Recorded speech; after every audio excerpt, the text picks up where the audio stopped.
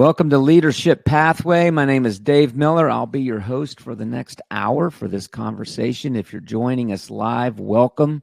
We record these on the first Thursday of the month. We call it the First Thursday Webinar. If you're listening in on the podcast and it's 2035, hello from the past. Hopefully we're still in business and I'm alive, but it's great to have you here. LeadershipPathway.org. We are all about helping churches and other organizations find, support, and develop the next generation of leaders. And I was telling someone just this morning who's 22, what a great day, a great time to be alive, to be coming into leadership. The world is so screwed up. It is so jacked. Every day you think it can't get any weirder, and it gets weirder, at least in 2025, if you're listening in the future and it's all calm. I guess something different is going on. But for right now, in this moment, February 6th, the world is crazy. And what's the answer? A couple thousand years. The answer has been the church. It has been Jesus. And how does Jesus get his work done? Through the local church. So just like Paul looked at Timothy and Silas and a few people he was hanging out with and said, try this, do it like this, do ministry like this. Leadership Pathway is all about helping current leaders look at the next generation and help them start strong and healthy and not quit and not to fire them and all of the things that all happened to us in our 20s. That's what we're about. And it's so great to be here. I'm jacked about our guest today. It's going to be a little heady. It's going to be a little headier. As you know, if you've been to one of these, I say often, I can hardly spell. I'm a C- undergrad, barely got out only. I do have the piece of paper. And today is going to be a little up the food chain on the academic world. And so it'll be great. It'll be great to flavor our understanding of Gen Z in that way. Before we go, let me tell you about Norton Creative. With over a decade of ministry experience, Norton Creative is a team of church guys who just get it. Your church can have all the benefits of an in-house creative and digital strategy team for less than the cost of a single employee. Unlimited graphic design, web design, management, social media strategy, and coaching are just a few of the services that they offer. They customize monthly packages to fit your organization's size and budget. Great design and strategy can be afforded for any church. You can learn more at nortoncreative.net/church. I'll drop that in the notes. I'm a huge Nate Bargatze fan. I don't know if you watch his podcast. It's 90 minutes, man. It's a workout. But they read these ads, and I was like, Norton, I've been talking about your team forever because he sponsors this and he makes this possible. Without him, we could not do it. And I'm like, write me an ad that I can read, like the guys on Nate Land podcast. So there you go. There's my first ad read ever. It might be my last. We'll see. But it's great to have you. All right. Billy McMahan, welcome. Thank you. Hey, man. How's it going, everybody? Oh man, they are. I can see them in the room live with us. They are ready to go. It is great to have you. We're going to talk about your learnings. You've written these articles in a recent paper that we're going to get through out of your brain and into our hearts about Generation Z. Before we start, though, tell me. I always like to know, what were people doing between the age of 18 and 25? You're graduating from high school. Oh my goodness. What were you doing who were you and what were you doing? Who's Billy? You're digging up things from the past. Now listen, when you were talking about how you struggled in school, yeah. I'm right there with you. I actually in high school failed photography. So when I'm like walking with next gen leaders, yeah. When I'm walking with next gen leaders and they're telling me they're stressed about school, I'm like, listen, are you failing photography? And they always say no. I'm like, you're going to be okay. It'll be fine. When I got one. What? I went to a Christian school in middle school. I failed Bible in 7th grade. All right. Okay, but go ahead. Photography. Yeah. So I failed photography. So right now I am serving as a Southwest mobilizer with Africa Inland Mission.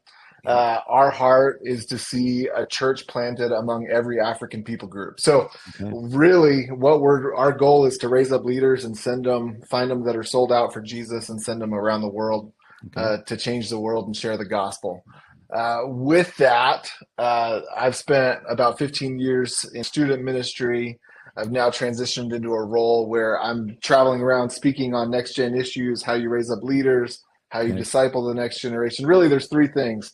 How do you reach, how do you disciple, and how do you send the next generation? So that's my passion. That's what I get fired up about. That's what I feel like I've been placed on this planet to do. And really, it hasn't been a smooth road. My wife and I spent several years serving as missionaries in Indonesia.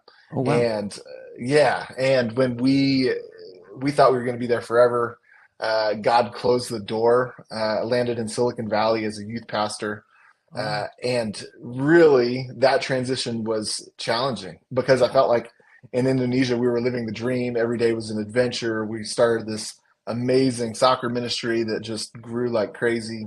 And I tell everybody that I got banished to student ministry. But it was just a tough transition because it was like you're working with an unreached people group on the other side of the world. And then you land in Silicon Valley working with teenagers that couldn't care less about church or Jesus or anything else. And How old were you when you went to Indonesia? Probably 22. Okay, 22. So straight my out wife and I went probably. Just a little bit after that. Yeah. Okay. So we got married, spent a couple years living north of Seattle, and doing parachurch student ministry. And that's when we went to Indonesia. But it was like during that season after we got back where this quote that my youth pastor gave me just like it was ringing so loud in my ears. It was the mark of a healthy student ministry is not just by the number that you bring in, but by the number that you send out. Yeah. So as I was wrestling with like this, I mean, it was like a crisis of calling and direction and just all of that.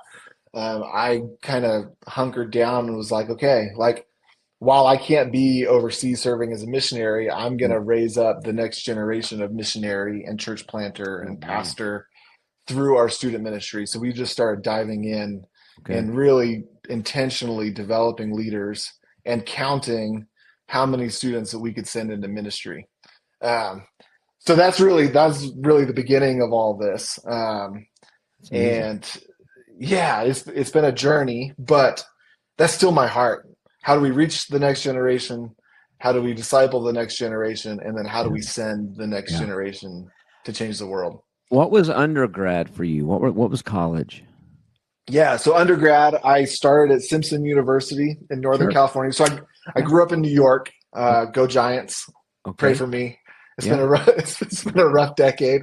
That's what I know about the Giants. Yeah. So grew up in Nyack, New York, and decided that I wanted to go to California. I had this picture of what California was like, living by the beach.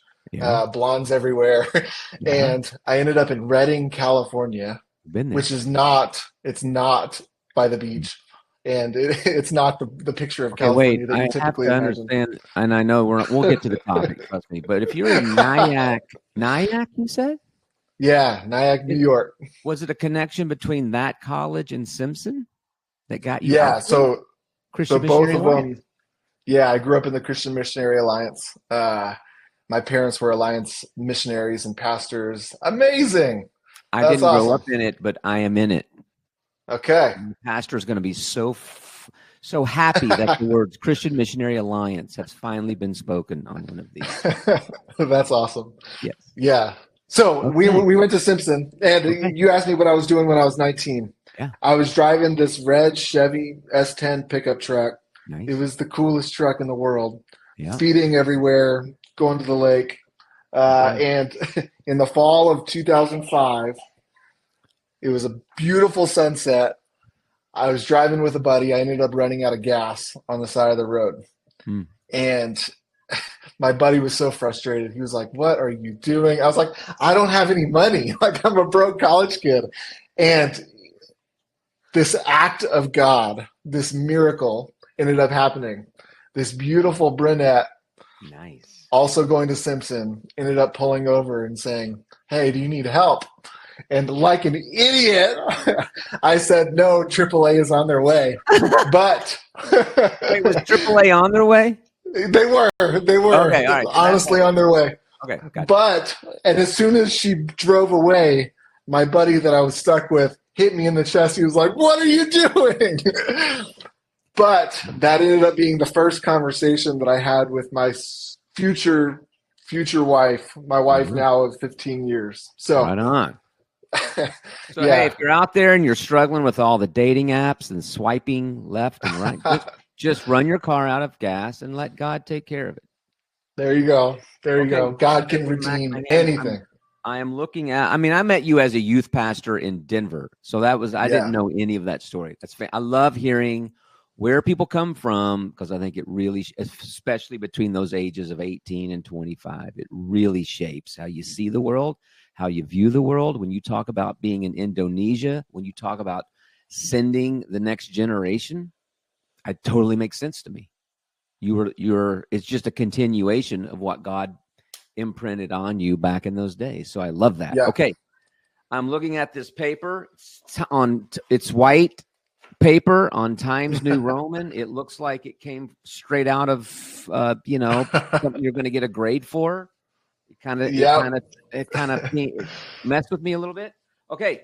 Mobilizing Gen Z for the Great Commission, a model based on proven strategies in business and fast-growing next-gen ministry. December 2024. It's still hot off the press. You start with your six defining characteristics of this generation. And I like the way you say it. So take us through those six. You've got a few lists that I want to dig into. We'll see how many we get to. But let's start with six. And what are the implications for those of us trying to lead? Let's go. Yeah, sounds great. So first, let's start. So every kind of social scientist is defining Gen Z a little bit differently, but I'm going with the definition. Gen Z is defined as anybody born between 1997 and 2011. So if you think about that, that's pretty much anybody between 7th grade and 27 years of age. So as you're thinking about that, like they're starting to enter the workforce, and everybody, business leaders, church leaders, mission leaders, everybody is kind of asking the same question on who is Gen Z, how do we lead them, how do we empower them, and how do we get the most out of them? Obviously, the church has a different take on what our goal is. It's not just making the dollar, right? It's about raising up kingdom leaders for kingdom impact. So as I've worked with the next generation, I've really been diving into like what are kind of the key factors that I believe are forming and defining the next generation. So this is the list. Number one, the Delta generation. So this comes from an article in 2018. New York Times was trying to figure out how to increase readership with young readers. So they actually took to the streets in New York City and they started going around asking Gen Z young adults, what do you want to be called? Like everybody's calling you Gen Z. Some are calling you the iPhone generation. Like, what do you want to be called? And this quote I thought was so powerful. It says, Delta is used to denote change and uncertainty in mathematics and the sciences. And my generation was shaped by change and uncertainty. So here's this person, this young adult in 2018 that is saying that her generation has been shaped by change and uncertainty. And that was in 2018. So you think about all the change and all the unrest and everything that has happened in the world since 2018. It's just gotten crazier and less settled. Yes. So that is something. And I think that is key as we think about leading them, because they're looking at the world and they're saying nothing is trustworthy. They're asking the questions, is anything stable? Yeah. And they know that the world could change. So we'll get to that in a little bit. But they are the digital natives. This is number two. Okay. Gen Z, they're the digital natives. So they're the first generation to grow up completely in the age of the iPhone and the smartphone, the smart computer in your pocket. A recent study by Gallup says that the average young adult the average Gen Zer is spending 4.8 hours per day on social media alone. Mm. That's crazy. That's social media alone. That doesn't include computer. That doesn't.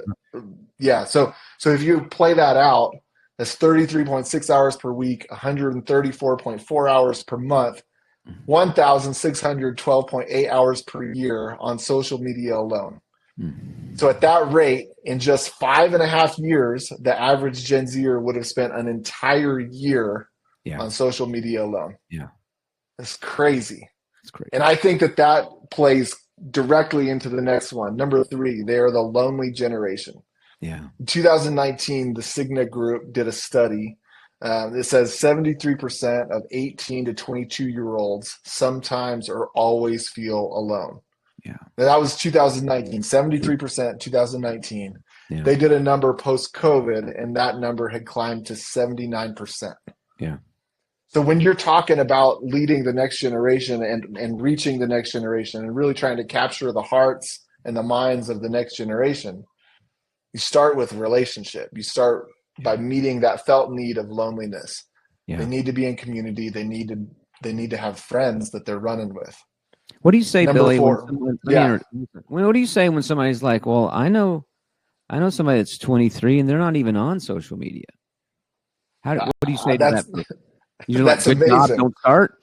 Yeah, for sure. I mean, I think we just need to teach balance. I don't think that social media is wrong, but we need to teach balance. Like we need to be plugging in real, authentic community. We need to be known. Like that's the way we're designed. That's the way God's church is designed, is to pull us into community so that we're running together. We have encouragers, we have disciplers, we have leaders around us. And I that's one of the reasons why I have so much hope for the future. And honestly, why I see some things bubbling around the world with the next generation, because I think some of their core longings are found directly in the fabric of the church. Right. So okay, that's great. Number 4, they are the dreamer generation. Yeah, man. So this is something that I've gotten a little bit of pushback on. Some leaders around the country say, well, every 22-year-old has big dreams and wants to go change the world and go after it. But as I walk with the next generation and as I walk with young leaders, there's a heightened sense of we're going to change the world. There's this underlying reality that they know that the world is broken. Yeah. And they know the world can change because they've seen it since they've been born. Right. So I believe that God is raising up and really placing really big dreams in the hearts and the minds of the next generation. Yeah. So the question for us as leaders is, how do we partner with God in this raising up of the next generation to change the world? Yeah. I think the differentiate, you hit on it. I think they actually believe. I'm a buster, right? I'm a Gen Xer. I think I wanted, if I could replay, which I'm glad I can. I'm glad it's not recorded. But if someone had said, I would have said probably, I want to do something meaningful, right? I want to do something for God. I might have even verbalized that when I was 20, 22.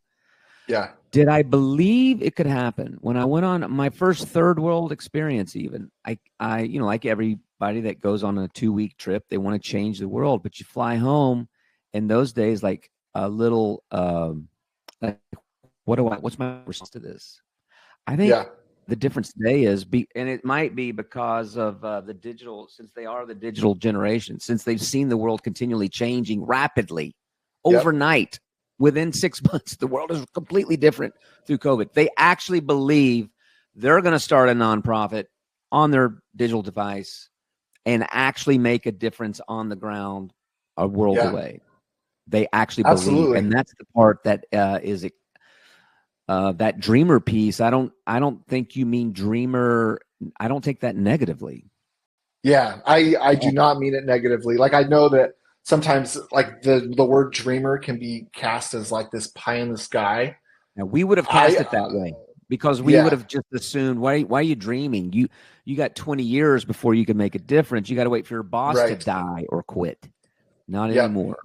Not anymore. They're dreaming of significant change and really leaving their mark on the world, which presents a huge opportunity for church and mission leaders, because if we can tap into that dream that God is bubbling up inside them and walk with them towards it, I think that we're going to see God do some amazing things. And the leaders that are raising up these fire-breathing leaders, they're the ones that are seeing it. Like it's happening with Camp Love and others. Like there's places where leaders are raising up the next generation and basically saying, here's the keys to the kingdom.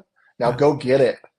And that's where a lot of the biggest impact is happening right now. Number 5, they have a deep desire to be mentored. Now this was shocking to me. So just stick with me for a moment.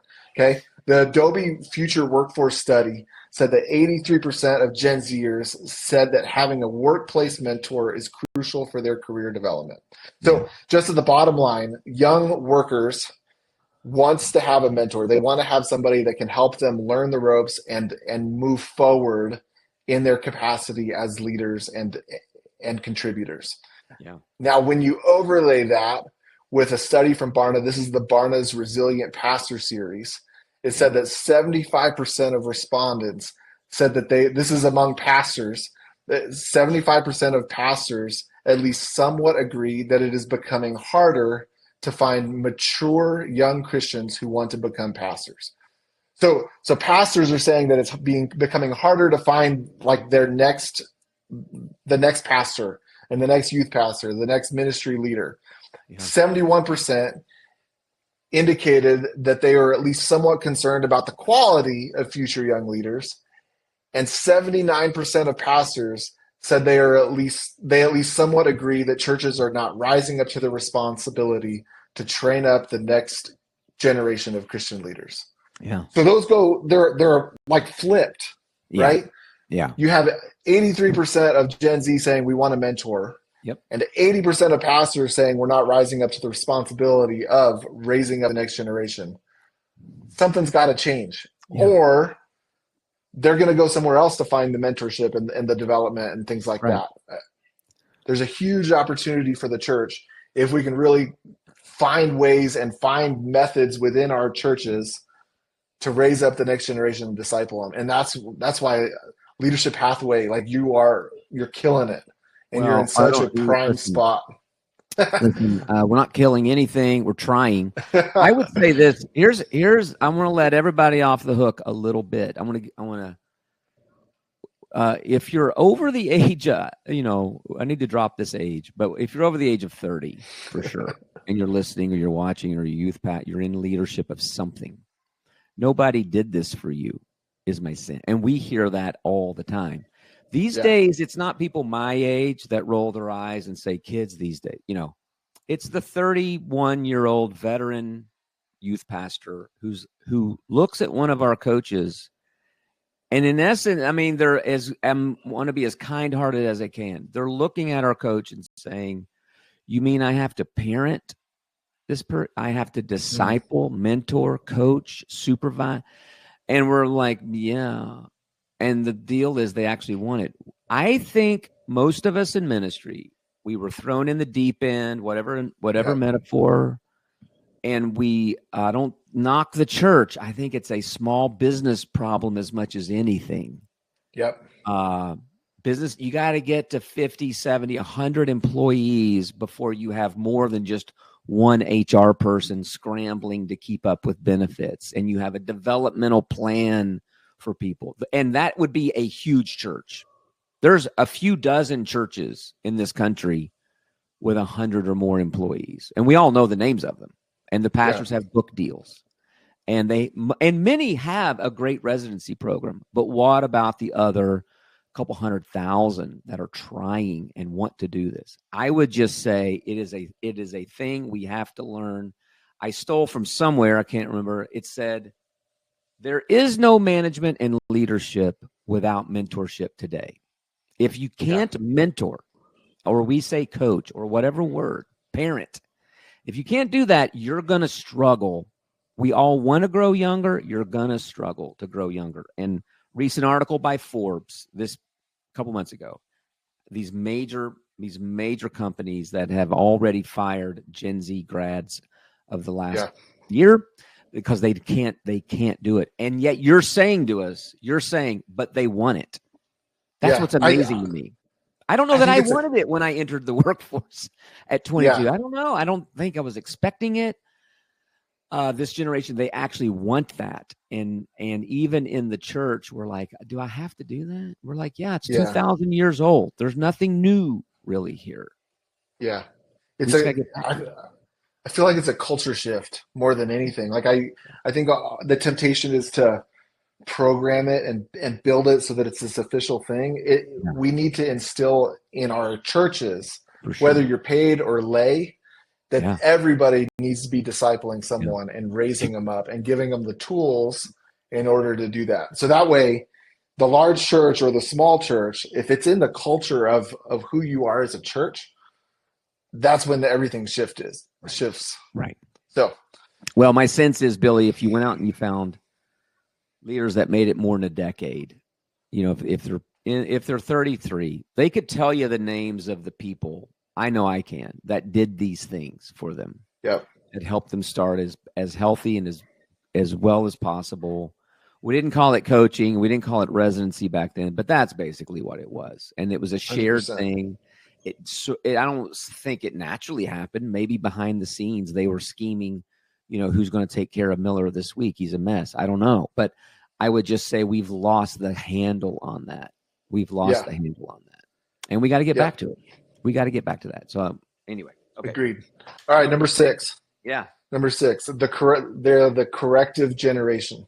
So this leans into that idea that they want to change the world, and I actually believe that God is raising up a generation that is passionate and longing for key areas where the church is struggling. Yeah, not to point fingers, like it's all of us. But Kevin Brown, the president at Asbury, as he was witnessing the outpouring that happened, I guess 2 years ago now, he said this. He said, Gen Z is emerging as a corrective to the casual Christianity that has marked our religious landscape and characterized our de-churching movement. There is hunger for something more. So what he is seeing and what he's identifying is, and this really, like, it plays into this whole concept of the nuns. Like, more and more people, especially the next generation, are no longer self-identifying as Christian in the census. Right. So what he's seeing is that the middle, the pretenders, the ones that are kind of nominal in their faith, are going away from their faith, but then there's also a segment that is going all out, and they're saying, actually, like, we want the real thing. We want the authentic encounter with God. We want the real experience of what following Jesus is all about. And they're looking at previous generations and they're like, I don't really buy it, right? Like, I don't know if you're really living what you're saying, like that there's a God that loves every single one of us and has called us up with different gifts and abilities. And honestly, so last weekend I got to go to Camp Love. And I know that you've had Austin on here before, Austin Rockwell. And what I witnessed at Camp Love was this exactly. It looked and felt like revival. I mean, literally, like, these students, these college students out of GCU are sold out for Jesus. I saw foot washing. I saw public confession. Like, it was unbelievable. And I could all I could do is stand there and weep. Yeah. Because it's like, God is doing what I have been asking for. Hey, listen, I was there a year ago. Years. Yeah. The band is not good, is it? There is no moving lights. There is no platform, as I recall. The sound system was not good. And it went on all night. And then they baptized to over 10% of them at the end of the weekend, at least the one I was at. Yeah. And I'm like, this is going to take me a few weeks to process through and find a file in my brain of what I just saw. You see that stuff on Instagram, Jenny Allen's at Auburn baptizing a bunch of kids or whatever. But when you're in the presence of it, man, it just feels that much more real. It looked like scenes from Jesus Revolution. Yeah, totally. About the revival. Like, it's just like, It's just unbelievable. And my response is like, let's get out of the way and let these guys take over, because it's like, who would want this? Who wouldn't want this? Yeah. Okay. So Delta. That's the 6. Delta, digital, dreamer, desire to change the world, desire for mentorship, and the corrective generation. Corrective generation, we talk all the time. Residency has to be a two-way street. We're learning as much. I'm learning as much from them as they're learning from us. This is not about residency. Mentorship is not about getting the kids to do it the way we do it. We do it. We've always done it. That's what we don't want. We don't want that. Okay, let's go through the next one. So those are the 6 things you see in this generation. Yep. What are your? Oh, go ahead. So what I did next in this study was I started exploring, because as Gen Z is entering the workforce, as we try to lead professionally in the church, I started exploring, okay, so what companies outside of the church are finding huge success with the next generation? Yeah, good. So I've identified 5 different kind of sections. Some of them are grouped together, but let me just walk you through some of this. So number 1, I don't know if you've heard, but the military, armed forces, have been experiencing a recruiting crisis. Yeah. And each branch of the military has kind of had different approaches to solving this recruiting crisis. The Navy, now don't quote me, okay? But the Navy actually lowered the standards of what the requirements are to enlist. They took away the requirement of a GED and the necessity for a high school diploma. So for the first time since, I think, 2001, or maybe a little bit before that, they've actually removed you can now test in to the Navy. Okay. Now, that's one response, because it increases your pool of potential applicants. I don't know if that's the best response, because for me, I want the highest quality, highest capacity leaders that I can possibly find, right? The Army had a very different response. The first thing they did is they spent $117 million of taxpayers' money to go back to the Be All You Can Be campaign. Do you remember that in the 80s, 90s? For sure. Be All You Can Be. They did a study, and they saw that actually was resonating with Gen Z more than this new campaign that they had been running. So they spent $117 to rebrand back to the old model of how they were branding. So that was one thing. The second thing is they started investing in early engagement strategies. And this one, like, I got so excited about. So what they started doing is they started sending these big jacked, like, boot camp type soldiers into high schools to engage some of these potential high school recruits and say, hey, like, we're going to disciple you, we're going to mentor you, we're going to walk with you as you get your grades up, as you do physical conditioning, all these things. We're going to walk with you for the next several years, so that when you graduate, and you're going to graduate because you're going to get the grades that you need, when you graduate, you're going to be ready to go straight into the Army. So they're doing discipleship, they're doing leader development, and they're engaging earlier. And they're saying the message to them is, 1, be all you can be. We're going to help you get there. We're going to walk with you as you try to achieve your dreams. So let's go get it. Yeah. And actually, I just saw yesterday that this January, the recruiting numbers are higher this January than they have been ever since, or for the last 15 years. How about that? In December, the numbers were also higher. So the Army specifically, like, they're finding huge success in saying, okay, you're not coming out ready to go, totally prepared, totally polished. So we're going to invest in you, and we're going to develop you, and we're going to walk with you as you grow and develop. Second company, Patagonia. So recently, in the last 2 years, they actually invested 98% of the company into a trust. So they're taking all of their company and they're putting it into a trust that is then generating revenue, and they're taking that revenue and they're going to use it for environmental protection. So this is a quote that comes from the owner of Patagonia. He says, instead of going public, you could say we're going purpose. Instead of extracting value from nature and transforming it into wealth for our investors, we'll use the wealth that Patagonia creates to protect the resource of all wealth. Now, the key piece is instead of going public, we're going purpose. Because Gen Z saw this and they were like, I love Patagonia. Patagonia is the best. Yeah. And now you see it everywhere. And they're like $150 jackets, hoodies.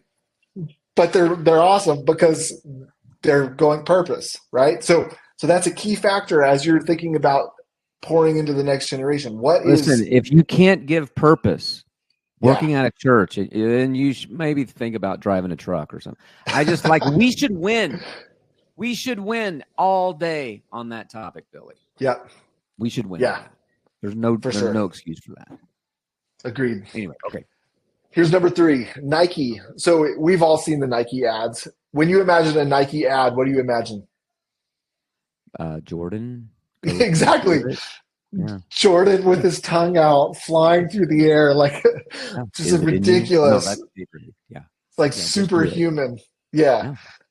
So actually they did something different. And all of these, I don't know if they were intentional strategies to engage the next generation. But what they saw is that in some of these tweaks, the next generation was all in. So in Nike, they did a new ad with Darling Magazine. And in this ad is a commercial. They depict this woman saying, basically processing and dreaming about running a marathon. And there's this internal dialogue as she's getting up to go run. She's like, I don't have the body type for this. I'm not made for this. My bed is so comfy. My feet hurt. All of the things that every single one of us feel when we go out to go for a run. I don't know about you. I hate running, right? I hate it. But what it exposed is this authenticity and transparency. Mm-hmm. There's value there. And the next generation, because they're slow to trust, we have to be authentic and we have to be transparent as leaders. I think the temptation as leaders is to come in and be like, we have it all together. We have life figured out. We have this journey of following Jesus all figured out, and it's a smooth road. I don't know about you. That hasn't been my experience. Yeah. Right. Instead, share the lows, share the moments where you've questioned God's goodness, where you've questioned your calling, where you have felt like you don't want to go to church in the morning on Sunday, right? Share all of those, because that's where they're at. That's where they're feeling. Those are the things that they're wrestling with. Right. And when you share it, it lets them know that it's a safe place. Yeah. And it invites them into trust. It invites them to openly share what's really going on. And as a leader, it's a million times easier to lead a leader where you really know where they're at and what they're wrestling with and what they're struggling with, right? It's way easier to cast hope and to give the reason for getting up in the morning and all of those things when you know what's going on in their life. Well, this stuff has to be continual, often. It has to, these things of purpose and these things you're speaking into, it doesn't take half a day to forget what this stuff is about. When you're working hard and you're trying to keep up and you don't know what you're doing and you're young, I don't know. I mean, as you still, you can walk the church, you can walk the halls of an amazing church that's on fire for Jesus and be miserable and totally forget what it's about. I've done it. Yeah. I've done it. And so we are surprised when this happens to the rookies. We should not be surprised. We should have we should infuse mission purpose and these things at every turn in their job. There's no reason we cannot do that. That should come naturally to us. Yeah. I love it. So number 4, I looked at General Electric, Cisco, and Target. They've all three been leveraging what they call reverse mentoring. So reverse mentoring is basically acknowledging the fact that the next generation has skills and abilities and knowledge that previous generations didn't have.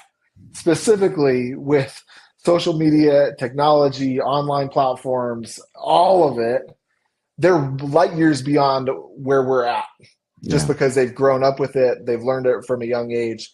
So what these companies are doing is they're doing reverse mentoring. So they're actually elevating young leaders into a spot where they are now the experts, and they're now teaching older leaders how to leverage all of these things and how to use it And what they're seeing is this is increasing buy-in with young leaders, and it's giving opportunities for them to lead and step forward, which kind of it elevates the cream of the crop, because you can see how those young leaders are leading in a real life environment rather than just kind of pushing them off saying, put in your time, you'll elevate eventually. It's saying, hey, we need you. We need your voice. We need your leadership. Here's a spot for you to do it.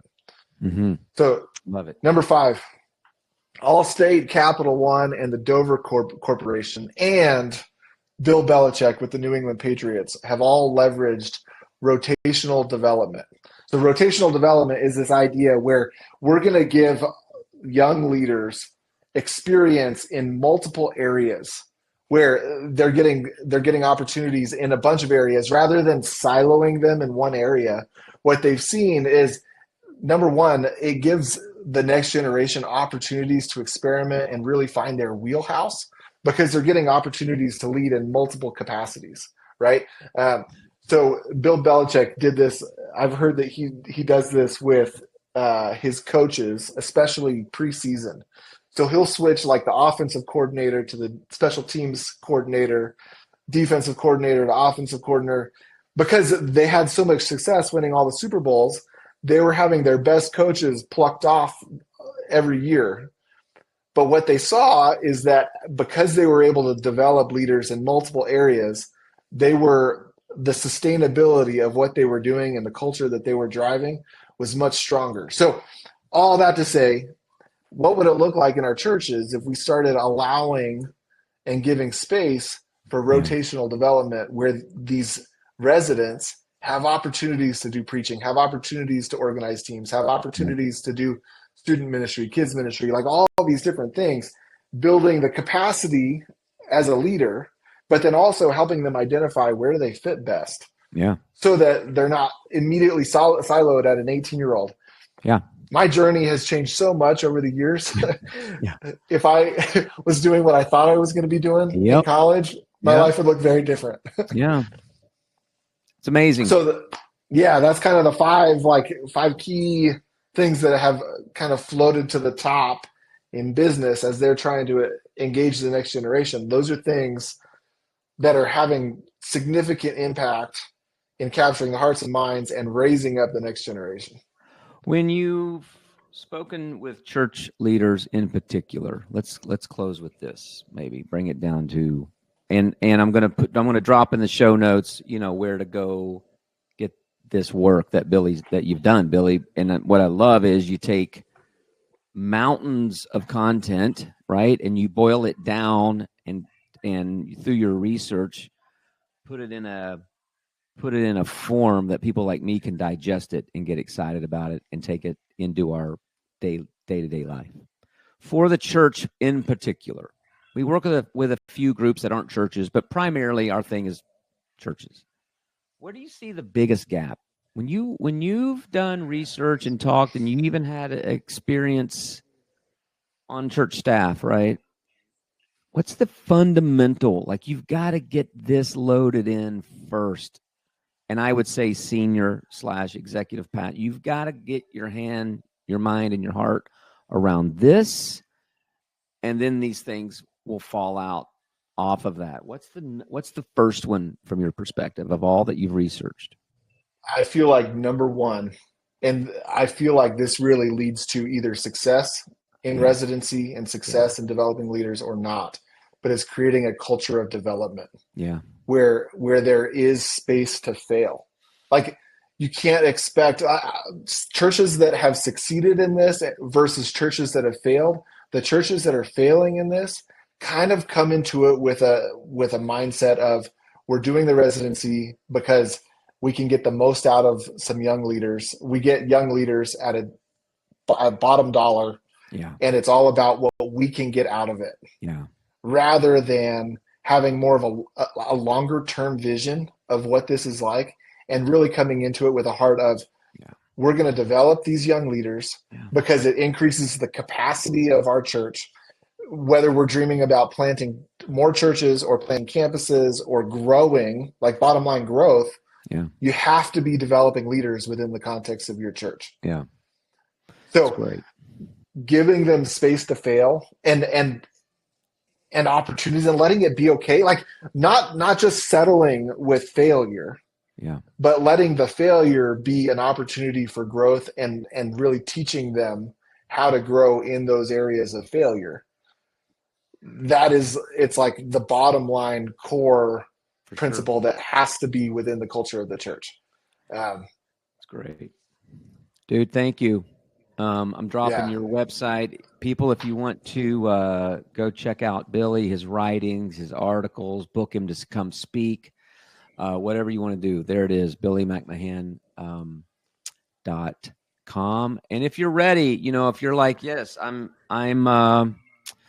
in on this topic. I've got a next step for you right there. You go to leadershippathway.org/ready. Next Wednesday, we do this every month. We do a little teaching. The link is, if you go to that link, you'll find it. It's called Recruiter's Edge. If you're struggling to find people, find the next generation to join the team, you want to do it.